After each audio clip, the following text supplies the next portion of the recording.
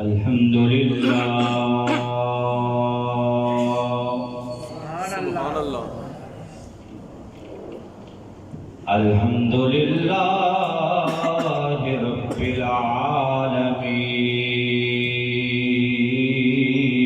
العالمین سبحان اللہ والعاقبۃ للمتقین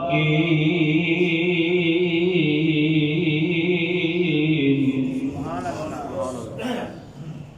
والصلاة والسلام على سيد الأنبياء والمرسلين سبحان اللہ سبحان اللہ وأصحابه الحادين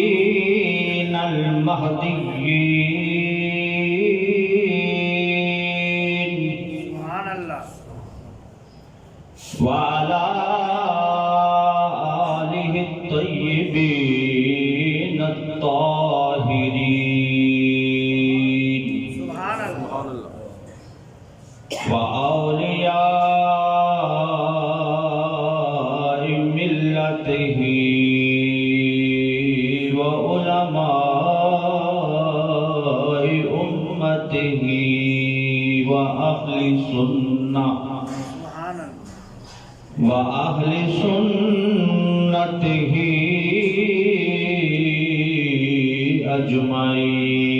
أجمعين سبحان اللہ أما بعد فأعوذ بالله من الشيطان الرجيم سبحان اللہ بسم الله الرحمن الرحيم سبحان اللہ إني جاعل في الأرض خليفة آمنت بالله صدق الله مولانا العظيم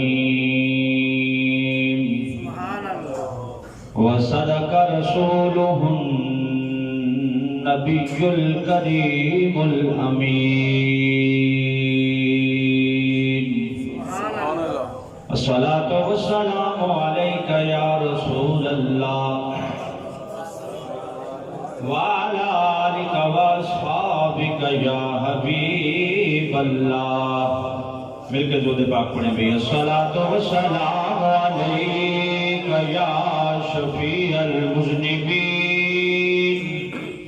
وعلى آلك وأصحابك يا رحمة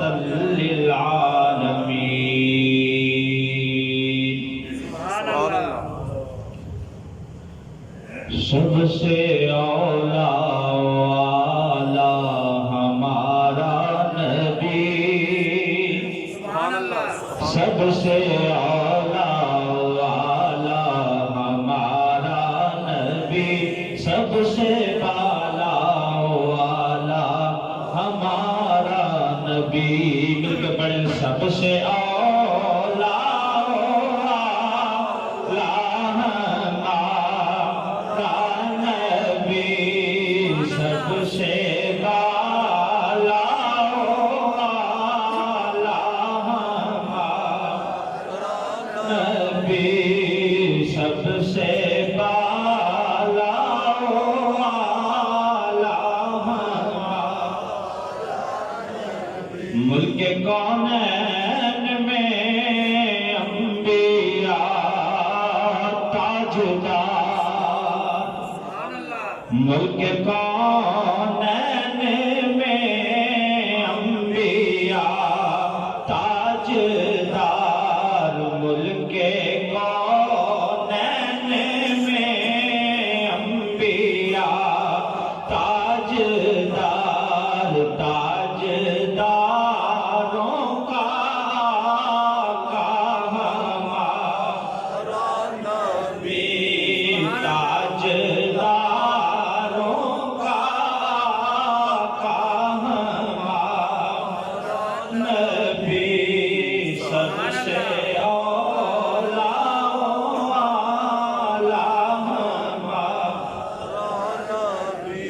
سے اولیاء،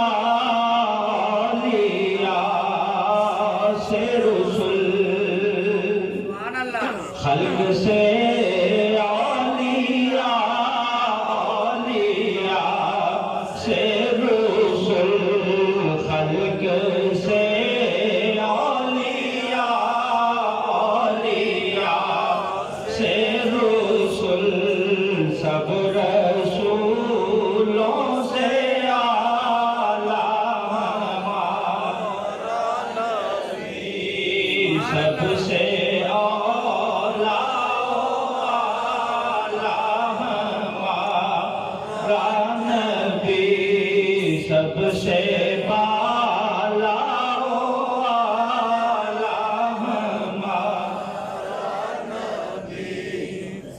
نہایت ہی عزت و احترام کے قابل ادھر سے برادران اسلام، رجب المرجب شریف کا مہینہ ہے اور اس کی 27ویں شب کو اللہ رب العزت نے میرے اور آپ کے محبوب سید عالم شفیع معظم نور مجسم صلی اللہ علیہ وسلم کو معراج کی لذتوں سے آشنا فرمایا۔ سبحان اللہ آج اسی معراج کے حوالے سے موضوع کا آغاز کیا جا رہا ہے، اور آج کے موضوع میں دیگر انبیاء کرام کے معراج کے حوالے سے گفتگو ہوگی کہ دیگر جو نبی ہیں، جو دیگر انبیاء کرام ہیں، سبحان اللہ ان کا معراج کیا ہے اور ہمارے آقا کا معراج کیا ہے۔ تو معزز و محترم سامعین حضرات، سب سے پہلے تو یہ بات ذہن میں رکھیں کہ جیسے ہی لفظ معراج ہم سنتے ہیں، ہمارے کانوں تک یہ لفظ پہنچتا ہے تو فوراً ہمارا ذہن نبی پاک صلی اللہ علیہ وسلم کے سفر معراج کی طرف چلا جاتا ہے۔ سبحان اللہ ایسا ہی خاص ہوا ہے نبی پاک صلی اللہ علیہ وسلم کے ساتھ کہ جیسے ہی یہ ہمارے کانوں تک پہنچتا ہے تو شب اسراء نبی پاک صلی اللہ علیہ وسلم کو جو اللہ نے سیر کروائی، اس سیر کی طرف اور اس عروج کی طرف جو اللہ نے عطا فرمایا، فوراً ذہن منتقل ہو جاتا ہے۔ سبحان اللہ اور یہ یاد رکھیں کہ نبی پاک صلی اللہ علیہ وسلم کا جو معراج ہے وہ روح مع الجسد کے ساتھ ہے، یعنی جسمانی معراج ہے، روحانی نہیں ہے۔ اگر کوئی کہے کہ صرف خواب کے اندر نبی پاک صلی اللہ علیہ وسلم کو معراج کروایا گیا تو یہ عقیدہ درست نہیں ہے۔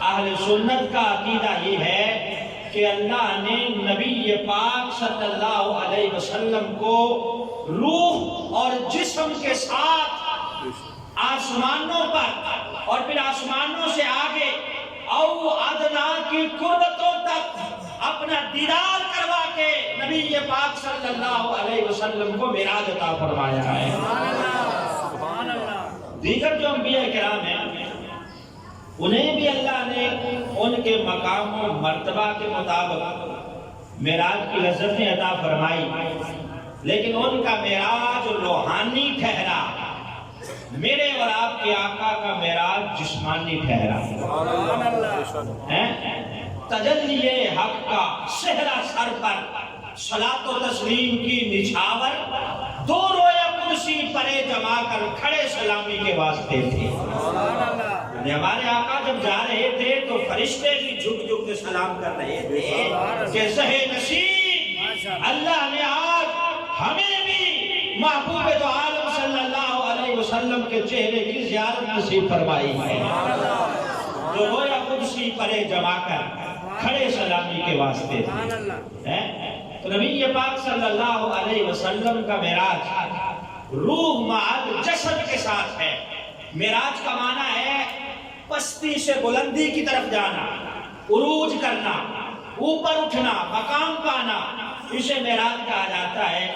اللہ فرماتا ہے تعرج الملائکۃ والروح، کہ ملائکہ اور روح الامین آسمان کی طرف عروج پاتے ہیں، تعرج الملائکۃ والروح۔ اور اسی طرح جو لغت کی کتابیں ہیں اس میں المعراج سلم، معراج کا مطلب ہے سلم یعنی سیڑھی، اوپر چڑھنے والا آلہ، بلندی کی طرف جانے والا آلہ، اسے معراج کہا جاتا ہے۔ یہ بھی لغت کی کتب کے اندر معراج کا معنی لکھا گیا ہے کہ اس کا مطلب ہے سیڑھی، وہ آلہ جس کے اوپر بندہ چڑھ کے بلندی کی طرف سفر کرتا ہے، اس آلے کو معراج کہا جاتا ہے۔ اب آئیے حضرت آدم علیہ السلام کا معراج کیا ہے؟ ہمارا موضوع چونکہ دیگر انبیاء اکرام کا معراج ہے، تو حضرت آدم علیہ السلام کو جب اللہ رب العزت نے پیدا فرما کے اللہ نے جب فرشتوں سے سجدہ کروا لیا تو اب جنت میں رہنے کا حکم صادر فرمایا، جنت میں رہنے کا حکم صادر فرمایا کہ اسی جنت میں رہو، تمام تر میوہ جات اور پھل کھاؤ سوائے ایک پھل کے، ایک پھل نہیں کھانا، باقی سارے پھل کھاؤ۔ پھر آپ کی خواہش کے مطابق میری اور آپ کی اماں جان جناب حوا سلام اللہ علیہا کو پیدا فرمایا ہے، دونوں جنت میں رہ رہے ہیں۔ آپ نے وہ پھل کھایا جس سے منع کیا گیا تھا، وہ پھل کھانا بہانہ بنا، جنت سے اللہ نے آسمان کی طرف، آسمانوں سے اللہ نے جنت سے زمین کی طرف اتار دیا۔ وہ پھل جو ممنوع تھا کھانے کی وجہ سے، کہ منع کیا گیا تھا، علماء کرام فرماتے ہیں کہ گندم کا دانہ تو بہانہ تھا، آدم نے تو زمین پہ آنا تھا، انہوں نے تو آنا ہی آنا تھا، یہ تو ایک بہانہ تھا۔ گندم کا دانہ اور پھل جو ممنوع تھا وہ کھا لیا، اب زمین پہ آ گئے۔ 3 صدیاں اللہ کی بارگاہ میں التجا کرتے رہے، ربنا ظلمنا انفسنا وَإِن لَّمْ تَغْفِرْ لَنَا وَتَرْحَمْنَا لَنَكُونَنَّ مِنَ الْخَاسِرِينَ۔ 3 صدیاں، 300 سال یا 350 سال التجائیں کرتے رہے کہ یا اللہ اجتہادی خطا ہو گئی، بے شک مجھے وہ پھل نہیں کھانا چاہیے تھا، کھا بیٹھا ہوں، اپنی جان پہ ظلم کر بیٹھا ہوں، ظلمنا انفسنا وَإِن لَّمْ تَغْفِرْ لَنَا وَتَرْحَمْنَا لَنَكُونَنَّ مِنَ الْخَاسِرِينَ۔ یا اللہ تو رحم کرنے والا ہے، رحم فرما، نہیں فرمائے گا تو میں خسارہ پانے والوں میں سے ہو جاؤں گا۔ 350 سال دعائیں مانتے رہے، قبول نہیں ہو رہی۔ ایک دن عرض کی اللہم انی اسألک بحق محمد صلی اللہ علیہ وسلم، یا اللہ تجھے واسطہ ہے نام محمد صلی اللہ علیہ وسلم کا، اب تو توبہ قبول فرما لے۔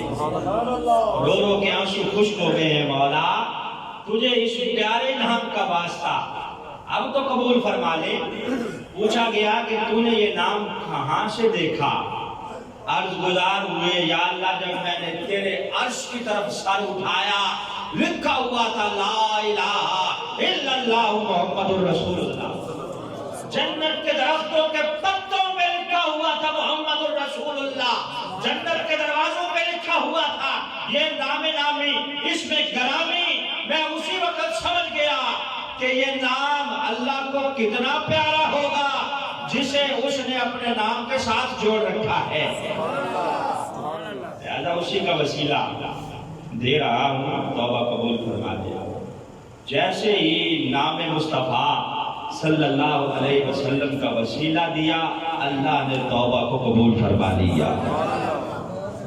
اسی لیے یہ نام ہمیں بڑا پسند ہے، اس نام کو ہم چومتے ہیں اور آنکھوں کو لگاتے ہیں، کیوں کہ ہمارے ابا جان جناب آدم کی توبہ اسی نام کے وسیلے سے قبول ہوئی ہے، اور ہم اپنے باپ حضرت آدم کی حلالی اولاد ہیں الحمدللہ۔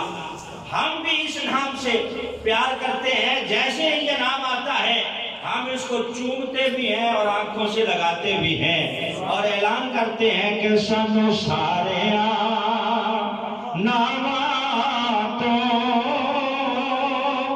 سرکار دنا سونا بلکہ پڑھو سانو سارے ناما تو سرکار دنا سونا. اس نام کی برکتیں اتنی ہیں کہ قیامت کے دن جب حساب ہوگا کچھ لوگوں کو بغیر حساب کے جنت میں ڈال دیا جائے گا. پوچھا جائے گا یہ کیوں یا اللہ کرم نوازیاں ہیں؟ جواب آئے گا ان کے نام سے پہلے میرے محبوب کا نام لاوی اس میں برابری لگا ہوا ہے. میں ان کے گناہوں کی طرف نہیں دیکھ رہا، اپنے محبوب کے نام کی طرف دیکھ رہا ہوں.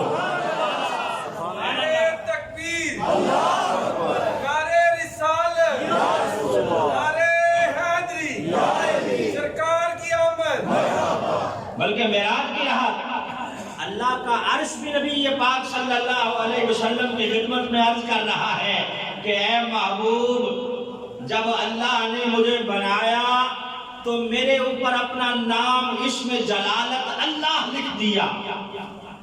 اللہ لکھ دیا. عرش کہتا ہے حضور اللہ کے اسم جلالت کی اتنی پاور تھی کہ میں برداشت نہیں کر پا رہا تھا، کانپ رہا تھا.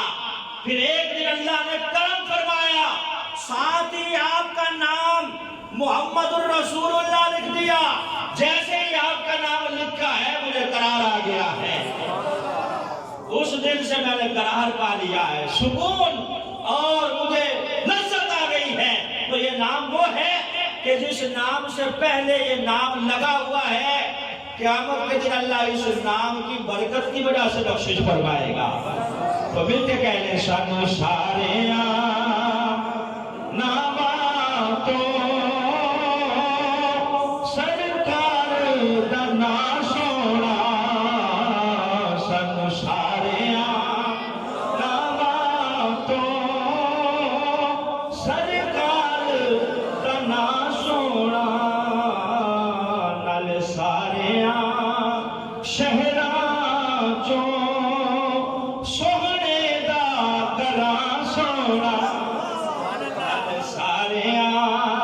شہراں چوں سونے دا گراں سونا.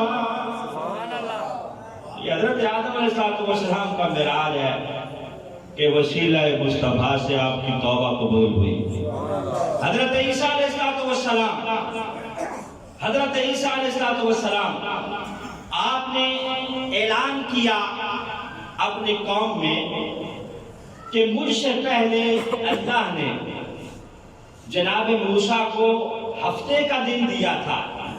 ہفتے کے دن ان کی قوم احترام کرتی تھی، مجھے اللہ نے اتوار کا دن دیا ہے. حضرت عیسیٰ نے جب یہ اعلان کیا کہ مجھے اللہ نے اتوار کا دن دیا ہے، لہذا تم اتوار کے دن عبادات و ریاضات کیا کرو. میرے لیے اللہ نے اتوار کے دن کو مقدس کر دیا ہے، اس دن کا احترام کیا کرو. جب قوم نے یہ اعلان کیا تو یہودی غصے میں آ گیا. حضرت موسیٰ کے ماننے والے یہودی ان کو غصہ چل گیا کہ موسیٰ کے بعد کئی پیغمبر آئے ہیں، کسی نے حضرت موسیٰ کا حکم نہیں بدلا. دن وہی چلتا آ رہا ہے ہفتے کا، اسی دن ہم احترام کرتے ہیں اور شکار نہیں کرتے، عبادات کرتے ہیں. لہذا انہوں نے آ کے اپنا اعلان کر دیا ہے کہ مجھے اللہ نے اتوار کا دن دیا ہے. اب بجائے اس کے کہ حضرت عیسیٰ علیہ السلام کا حکم مانتی قوم حضرت عیسیٰ کے خلاف ہو گئی اور نوجوان تیار کیے قوم کے کہ حضرت عیسیٰ علیہ السلام کو نعوذ باللہ قتل کر دیا جائے. اب حضرت عیسیٰ علیہ السلام اپنے ماننے والوں کو لے کر ایک مکان کے اندر جمع ہو گئے جسے عین السلوک کہا جاتا ہے. عین السلوک، اس مکان میں آپ داخل ہو گئے. اب یہ جو قتل کرنے والا ٹولہ آیا پیچھے پیروی کرتے ہوئے، تو سب سے پہلے یہودیوں کا جو سردار اندر داخل ہوا اس کا نام تھا یشو نامی یہ بندہ سب سے پہلے اندر داخل ہوا. ادھر اللہ نے جبریل کو بھیجا اور حضرت عیسیٰ کو چوتھے آسمان پر اٹھا لیا، چوتھے آسمان پر. اور یہ جو یشو سب سے پہلے داخل ہوا تھا، اس کی شکل کو حضرت عیسیٰ کے مشابہ کر دیا۔ اب یہ یہودی جو بھان میں داخل ہوئے، انہوں نے اپنے ہی سردار کو پکڑ کے مارنا شروع کر دیا۔ قرآن کہتا ہے وَمَا قَتَلُوهُ يَقِينًا بَلْ رَفَعَهُ اللَّهُ إِلَيْهِ، یقیناً انہوں نے حضرت عیسیٰ کو قتل نہیں کیا، بلکہ انہیں تو ہم نے آسمانوں پر اٹھا لیا ہے۔ وَمَا قَتَلُوهُ يَقِينًا، انہوں نے اپنے ہی سردار کو حضرت عیسیٰ سمجھ کے قتل کر ڈالا، مار ڈالا، اور حضرت عیسیٰ کو اللہ نے آسمانوں کی طرف اٹھا لیا۔ علماء کرام فرماتے ہیں حضرت عیسیٰ کا آسمانوں کی طرف پرواز کرنا یہ ان کا معراج تھا، یہ حضرت عیسیٰ کا معراج تھا۔ اور حضرت ادریس علیہ السلام، قرآن کہتا ہے وَاذْكُرْ فِي الْكِتَابِ إِدْرِيسَ إِنَّهُ كَانَ صِدِّيقًا نَبِيًّا وَرَفَعْنَاهُ مَكَانًا عَلِيًّا، کہ کتاب کے اندر ادریس کا قصہ پڑھو، بے شک وہ اللہ کے سچے نبی تھے، اور انہو کان صدیقا نبیا ورفعناہ مکانا علیہ، بے شک ہم نے انہیں بلند و بالا مقام عطا فرمایا ہے، عرفہ اور بلند مقام عطا فرمایا ہے۔ اب حضرت ادریس علیہ السلام کا معاملہ یہ ہے کہ آپ مصر میں پیدا ہوئے، وہیں عبادات و ریاضات کے اندر وقت گزارنے لگے۔ آپ کا مقام یہ تھا کہ آسمانوں سے فرشتے آتے تھے آپ کی زیارت کرنے کے لیے، شب و روز عبادات و ریاضات میں گزرتی، فرشتے آتے اللہ سے اجازت لے کے حضرت ادریس کی زیارت کرنے کے لیے۔ ایک دن ایک فرشتہ آیا، آپ نے پوچھا کہ تمہاری ڈیوٹی کہاں ہے؟ اور فرشتہ عرض کرنے لگا کہ میری سورج پر ڈیوٹی ہے۔ 360 فرشتے اللہ نے سورج پر مقرر کر رکھے ہیں، انہی 360 میں سے ایک میں بھی ہوں۔ میں نے آج اللہ کی بارگاہ میں التجا کی تھی کہ یا اللہ تیرے پیغمبر ادریس کی زیارت کرنا چاہتا ہوں، اللہ نے مجھے اجازت دی ہے، اجازت لے کے میں آپ کی زیارت کرنے آیا ہوں۔ جب وہ فرشتہ چلا گیا زیارت کر کے، تو حضرت ادریس علیہ السلام اللہ کی بارگاہ میں گویا ہوئے کہ یا اللہ یہ جو اتنا بڑا تیرا سورج ہے، جب یہ پوری آب و تاب کے ساتھ چمک رہا ہو تو میں اس سورج کی تپش کا اندازہ لگانا چاہتا ہوں، مفسرین نے لکھا ہے انہی آیات کی تفسیر میں کہ وَاذْكُرْ فِي الْكِتَابِ إِدْرِيسَ إِنَّهُ كَانَ صِدِّيقًا نَبِيًّا وَرَفَعْنَاهُ مَكَانًا عَلِيًّا، کیا کہا کہ یا اللہ مجھے بلند کر اٹھا آسمانوں کی طرف، میں سورج کی تپش کا اندازہ لگانا چاہتا ہوں۔ اللہ نے دعا قبول فرمائی اور حضرت ادریس کو سورج پر مقرر فرما دیا، اٹھا لیا۔ حضرت ادریس علیہ السلام نے سورج کو ملاحظہ کیا، اللہ رب العزت نے پوچھا کہ آپ مزید کیا چاہتے ہو؟ کہا یا اللہ اگر میری روح قبض کر لی جائے، دوبارہ ڈال دی جائے تو میں موت کا ذائقہ چکھنے کے بعد زیادہ تیری عبادت کروں گا۔ اللہ رب العزت نے وہ دعا بھی قبول فرمائی، روح قبض کر لی گئی، دوبارہ ڈال دی گئی۔ فرمایا اب کیا پروگرام ہے، چلو واپس جاؤ زمین کی طرف۔ کہا یا اللہ اگر دوزخ کی سیر کروا دیں، دوزخ دکھا دے تو دوزخ دیکھنے کے بعد مجھے خوف آئے گا، اور خوف کی وجہ سے میں تیری زیادہ عبادت کروں گا۔ کہا اچھا چلو کوئی بات نہیں، یہ دعا بھی قبول کر لیتے ہیں۔ فرشتوں سے کہا کہ ادریس کو دوزخ کا مشاہدہ کروا دیا جائے۔ دوزخ بھی دیکھ لی، کہا چلو اب واپس جاؤ، اب کیا پروگرام ہے؟ کہا یا اللہ اگر جنت بھی دکھا دے تو تیری مہربانی ہوگی، تیرے خزانوں میں کمی کوئی نہیں، جنت کی بھی سیر کروا دے۔ کہا اچھا ٹھیک ہے۔ اب جنت کی سیر کروانے کا یہ دروازہ کھول دیا گیا، جنت میں داخل ہوئے، حورا نے بہشتی کو دیکھا، جنت میں نہروں کو دیکھا، سلسبیل کو دیکھا، کوثر کو دیکھا، باغات کو دیکھا۔ دیکھنے کے بعد اللہ رب العزت نے ارشاد فرمایا کہ چلو اب، فرشتے کہنے لگے کہ اب چلو واپس، جنت دکھا دی ہے۔ تو کہا نہیں اب تو میں نہیں جاؤں گا۔ کہا کیوں؟ کہا اللہ کا وعدہ ہے کل نفس ذائقۃ الموت، ہر نفس کو موت کا ذائقہ چکھنا ہے، وہ تو میں چکھ بیٹھا ہوں، اب دوبارہ کیوں جاؤں؟ دوبارہ مجھے موت کا ذائقہ چکھایا جائے گا، حالانکہ قرآن کہتا ہے کہ ایک ہی مرتبہ ہر بندے کو یہ ذائقہ چکھنا ہے۔ اور اللہ یہ بھی فرماتا ہے وَمَا هُم مِنْهَا بِمُخْرِجِينَ، جو ایک مرتبہ جنت میں آ جائے گا اسے نکالا نہیں جائے گا۔ اللہ کا تو حکم یہ بھی ہے کہ ایک مرتبہ جو آ جائے گا اسے نہیں نکالا جائے گا۔ اب میرا تو پروگرام واپسی کا نہیں ہے، کیونکہ میں ایک دفعہ آ چکا ہوں اور ذائقہ بھی چکھ چکا ہوں۔ رشتے عرض گزار ہوئے، یا اللہ اب کیا کرنا ہے؟ کہا میرے اس پیغمبر کو، میرے بندے ادریس کو جنت میں ہی رہنے دو، رہنے دو یہی اس کو۔ چوتھے آسمان پہ اللہ نے اٹھا لیا، جنت بھی آپ نے دیکھی، پھر جنت میں آپ نے رہنا شروع کیا۔ یہ حضرت ادریس علیہ السلام کا معراج تھا کہ جنت کو دیکھا ہے، دیکھنے کے بعد واپسی کا پروگرام ملتوی کر دیا ہے۔ میرے اور آپ کے آقا کا معراج یہ ہے کہ آپ نے کوثر و سلسبیل کو دیکھا ہے، سماق و فلک کو دیکھا ہے، سدرۃ المنتہا کو دیکھا ہے، جنت کی بہاروں کو دیکھا ہے۔ سب کچھ دیکھنے کے بعد او ادنا کی قربتوں سے ذات خدا کو دیکھا ہے، صفات خدا کو دیکھا ہے۔ سب کچھ جب دیکھ لیا، اللہ رب العزت نے فرمایا محبوب مانگو کیا مانگتے ہو؟ یہ نہیں کہا کہ یہی رہنا چاہتا ہوں، بلکہ عرض کی ربی حبلی امتی، یا اللہ گناہگار امت کی بخشش چاہتا ہوں۔ جواب آیا وَلَسَوْفَ يُؤْتِيكَ رَبُّكَ فَتَرْضَىٰ۔ محبوب فکر کرنے کی ضرورت نہیں ہے، امت کے معاملے میں ہم آپ کو راضی کر دیں گے۔ وَلَسَوْفَ يُؤْتِيكَ رَبُّكَ فَتَرْضَىٰ۔ تو یہ حضرت ادریس کا معراج تھا کہ آپ گئے ہیں، واپسی کا پروگرام ملتوی کر دیا ہے دیکھنے کے بعد۔ یہ میرے اور آپ کے آقا کا معراج ہے کہ دیکھنے کے بعد امت میں واپس آنا پسند کیا، ورنہ وہ ہر عالم کی رحمت تھے، کسی عالم میں رہ جاتے۔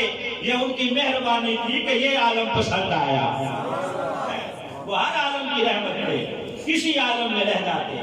یہ ان کی مہربانی تھی کہ یہ عالم پسند آیا کہ سب کچھ دیکھنے کے بعد بھی گناہگار امت میں واپس آنا پسند فرمایا۔ اسی طرح حضرت ابراہیم علیہ السلام، قرآن کہتا ہے کذالک نری ابراہیم ملکوت السماوات والارض، ہم نے ابراہیم کو زمین و آسمان کے ملکوت دکھا دیے۔ اب کس طرح دکھائے؟ کس طرح دکھائے؟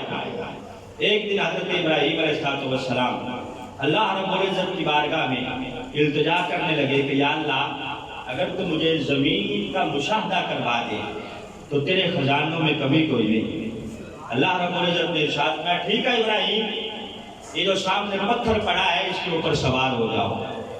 اب پتھر کے اوپر کھڑے ہو گئے، پتھر آسمانوں کی طرف بلند ہونا شروع ہو گیا۔ اللہ کی قدرت ہے، جو چاہے کون کہتا ہے ہو جاتا ہے۔ اور یہاں یہ بھی نقطہ ذہن میں رکھیں، یہ حضرت ابراہیم کی سواری ہے پتھر، اور میرے اور آپ کے آقا کی سواری کیا ہے؟ جنت سے براق آیا ہے، براق آیا ہے جنت سے۔ حضرت ابراہیم کو کہا جا رہا ہے کہ پتھر پہ سوار ہو جاؤ۔ اب پتھر جو بلند ہوا آسمانوں کی طرف، پہلے آسمان کے بعد جب پتھر پہنچا ہے، حضرت ابراہیم نے نیچے نگاہ جو ماری، دیکھا ایک بندہ گناہ کر رہا ہے، گناہ میں مبتلا ہے۔ فوراً اللہ کی بارگاہ میں ہاتھ اٹھا دیے، یا اللہ یہ بندہ تیری نافرمانی کر رہا ہے، مجھ سے گوارا نہیں ہو رہا، اسے فوراً ہلاک کر دے۔ ہلاکت کے لیے بس دعا کی کہ یا اللہ اسے ہلاک کر دے، یہ میرا امتی ہو کے تیری نافرمانی کر رہا ہے، گناہ میں مبتلا ہے۔ اللہ نے فوراً حضرت ابراہیم کی دعا کو قبول فرمایا۔ خلیل اللہ تھے، اللہ کے دوست تھے، فوراً دعا قبول ہوئی، وہ بندہ ہلاک ہو گیا۔ تھوڑی دیر بعد پھر زمین پہ نظر دوڑائی، ایک بندہ پھر گناہ کرتا ہوا دیکھا، پھر کہا کہ یا اللہ یہ پھر ایک بندہ تیری نافرمانی کر رہا ہے، یہ مجھ سے گوارا نہیں ہو رہا، اسے بھی ہلاک فرما دے۔ اب اس کے لیے بھی ہلاکت کی بد دعا کی، اللہ نے وہ بھی دعا قبول فرمائی۔ تیسرا بندہ وہ بھی جب ہلاک ہوا، چوتھا بندہ جب گناہ کرتے ہوئے دیکھا، پھر بد دعا کرنے والے تھے حضرت ابراہیم۔ اللہ نے فرمایا ابراہیم ٹھہر جا، خاموش ہو جا، تو اتنی جلدی نہ کر، میں اپنے بندوں پر بڑا رحم کرنے والا ہوں۔ یا اللہ مجھ سے تو یہ گوارا نہیں ہو رہا کہ میرے امتی اور تیری نافرمانی کرے۔ کہا تو آج دیکھ رہا ہے، مجھ سے گوارا نہیں ہوتا، میں تو روز دیکھتا ہوں انہیں گناہ کرتے ہیں، پھر بھی میں نے کبھی ہلاک نہیں کیا، تو ہلاکت کی بد دعا کیے جا رہا ہے۔ فرمایا فوراً واپس زمین کی طرف پلٹ جا، اس سے پہلے کہ تو سب کے لیے بد دعا کرے، مجھے گوارا نہیں ہے۔ کیوں؟ قیامت کا دن ہوگا، میں اپنے بندوں سے 3 طریقوں سے پیش آؤں گا۔ ایک یہ کہ یہ جو گناہ کر رہا ہے، ہو سکتا ہے یہ بعد میں توبہ کر لے، میں اس کی توبہ قبول کر لوں اور اس کے گناہ کو معاف کر دوں گا۔ دوسرا یہ کہ ہو سکتا ہے یہ تو گناہگار ہو، اس کی اولاد نیک ہو جائے، وہ اس کے لیے دعائیں کرتی رہے، اس کی وجہ سے میں اس کو معاف کر دوں گا۔ تیسرا یہ کہ قیامت کے دن جب یہ گناہگار میرے سامنے پیش کیا جائے گا تو ہو سکتا ہے مجھے اس پہ پیار آ جائے اور میرے کرم کی بارش اس پہ برس جائے، میں اس کے گناہوں کے باوجود اسے معاف کر دوں گا۔ ابراہیم تم جلدی نہ کرو، اس سے پہلے کہ دیگر میرے بندوں کے لیے تم بد دعا کرو، زمین کی طرف چلے جاؤ۔ تو یہ حضرت ابراہیم کا معراج تھا کہ گناہگاروں کو دیکھ کے ان کی ہلاکت کی بد دعا کرتے رہے۔ خدا کی قسم ہے یہ خلیل اللہ کا معراج ہے اور حبیب اللہ کا معراج یہ ہے کہ اللہ کی بارگاہ میں جا کے بھی گناہگار امت کی سفارش کرتے رہے اور عرض کرتے رہے کہ یا اللہ امت کے معاملے میں مجھے رسوا نہ کرنا، بلکہ میری امت کی بخشش فرما دینا۔ اور حضرت موسیٰ کلیم اللہ علیہ الصلوۃ والتسلیم، ان کے معراج سے کون واقف نہیں ہے؟ وَلَمَّا جَاءَ مُوسَىٰ لِمِيقَاتِنَا وَكَلَّمَهُ رَبُّهُ، جب حضرت موسیٰ علیہ السلام کوہ طور پہ جاتے، اپنے رب سے ہم کلامی کرتے، بڑا لطف آتا، بڑا سکون آتا۔ ایک دن عرض کرنے لگے ربی ارینی انظر الیک، اے پردوں کے پیچھے بولنے والے، میں تیری زیارت کرنا چاہتا ہوں، حجاب ہٹا، ذرا زیارت کو کروا، میں دیکھوں تو صحیح جو آواز مجھے پہنچتی ہے یہ آواز نکالنے والا کیسا ہے۔ ربی ارینی انظر الیک، یا اللہ مجھے اپنی زیارت کروا، میں تجھے دیکھنا چاہتا ہوں۔ جواب آیا لن ترانی، موسیٰ تو مجھے ہرگز نہیں دیکھ سکتا، ہرگز نہیں دیکھ سکتا۔ یا اللہ تجھے کوئی دیکھے گا بھی صحیح، نہ تو دیکھے، نہ تیری آنکھ دیکھے، نہ چشمہ انبیاء دیکھے، مجھے دیکھے تو اے موسیٰ نگاہ مصطفیٰ دیکھے۔ جب جد کر بیٹھے حضرت موسیٰ تو اللہ رب العزت نے فرمایا اس پہاڑ کی طرف دیکھو، ہم اس پہاڑ پہ اپنی تجلی ڈالیں گے، یہ پہاڑ اگر سلامت رہا، ہماری تجلی کو برداشت کر سکا تو تم بھی ہمیں دیکھ لینا، ورنہ دیکھنے کا پروگرام ملتوی کر دینا۔ اب حضرت موسیٰ علیہ السلام نے شرط کو قبول کیا، وہ جو کنڈیشن لگائی گئی تھی، کہا مجھے قبول ہے یا اللہ ڈال تجلی۔ تفسیر مظہری میں قاضی ثناء اللہ پانی پتی مظہری رحمۃ اللہ علیہ نے لکھا ہے کہ اللہ نے جو تجلی ڈالی ہے وہ سوئی کے نکے کا کروڑواں حصہ ہے جو کوہ طور پہاڑ پہ پڑی ہے۔ یہ ذاتی نہیں ہے بلکہ صفاتی تجلی ہے۔ اس کا اثر یہ ہوا کہ پہاڑ جل کے راکھ ہو گیا، سرما بن گیا۔ حضرت موسیٰ علیہ السلام بے ہوش ہو کے گر پڑے، جب ہوش آیا تو کہا تبت الیک، یا اللہ میں توبہ کرتا ہوں، جو میں نے ارادہ کیا تھا مجھے دیکھنے کا وہ ارادہ واپس لیتا ہوں، تبت الیک، یا اللہ میں توبہ کرتا ہوں، بے شک تیری ذات بڑی بلند و بالا ہے۔ تبت الیک، توبہ کرتا ہوں۔ ڈالی کسی تجلی سوئی کے نکے کا کروڑواں حصہ اور وہ پہاڑ سرما ہو گیا۔ حضرت موسیٰ علیہ السلام نے وہ جو تجلی والی جگہ دیکھی تھی، اب آپ کی آنکھوں میں اتنا نور آ گیا ہے، مفسرین نے لکھا ہے کہ آپ 30 میل کی مسافت سے کالے پہاڑ پر کالی چوٹی کو چلتا دیکھ لیتے تھے۔ صرف تجلی والی جگہ دیکھی ہے، ذات خدا کو، صفات خدا کو نہیں دیکھا ہے، صرف تجلی والی جگہ دیکھی ہے۔ اور آپ کے چہرے پہ اتنا نور آ گیا تھا کہ کوئی بغیر پردے کے آپ کے چہرے کی زیارت نہیں کر سکتا تھا۔ موٹا بوریا آپ نے اپنے چہرے پہ اوڑا ہوا ہوتا۔ ایک دن آپ کی بیوی ضد کر بیٹھی کہ موسیٰ یہ پردہ ہٹا تو صحیح، ہم میں رہ کے ہمیں سے پردہ کیسا ہے، ہٹا ذرا اپنا چہرہ تو دکھا۔ حضرت موسیٰ نے بڑا سمجھایا کہ نہیں دیکھ سکے گی، کہا دکھا تو صحیح۔ جب حضرت موسیٰ علیہ السلام نے پردہ ہٹایا تو اتنی چمک اور اتنا نور تھا کہ اس کی ایک آنکھ ضائع ہو گئی اور بے ہوش ہو کے زمین پہ گری۔